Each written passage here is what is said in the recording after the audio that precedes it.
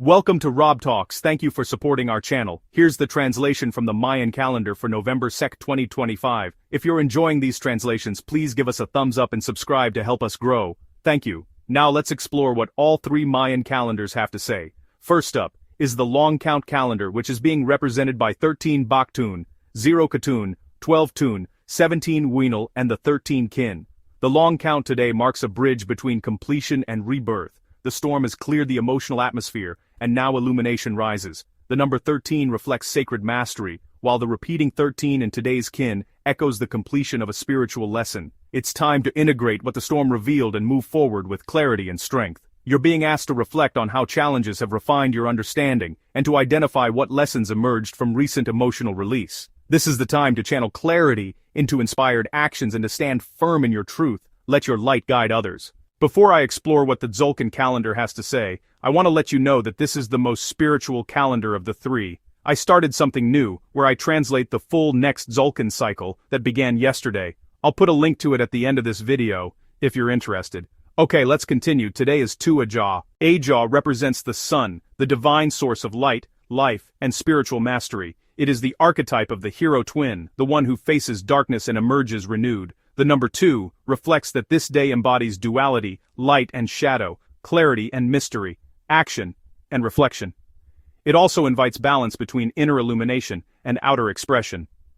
Today, we begin to see clearly what yesterday's storm of Kawak washed away. The light returns, illuminating truth and purpose. Now it's a time for courage, faith, and living authentically. Your purpose is not something to be found. It is something to be remembered. The light of Ajaw shines within, revealing the divine spark you already carry.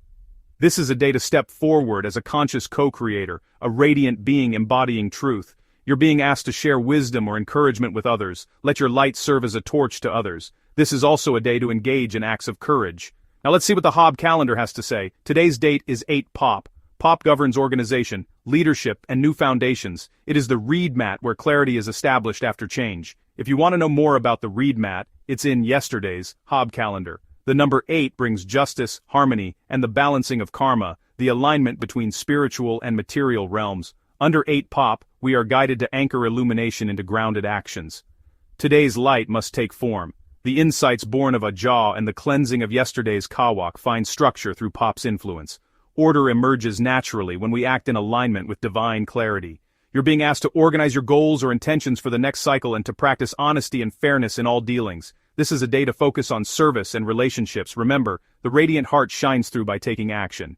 Now, let's look at what the collective message is from all three calendars. Today, the calendar's message is that this is a day to radiate with illumination and rebirth. After the emotional cleansing of yesterday's storm, Ajaw brings clarity, courage, and faith. The collective is invited to reclaim personal and spiritual sovereignty, and to act from inner truth rather than fear. This is a day to honor the divine hero within each being.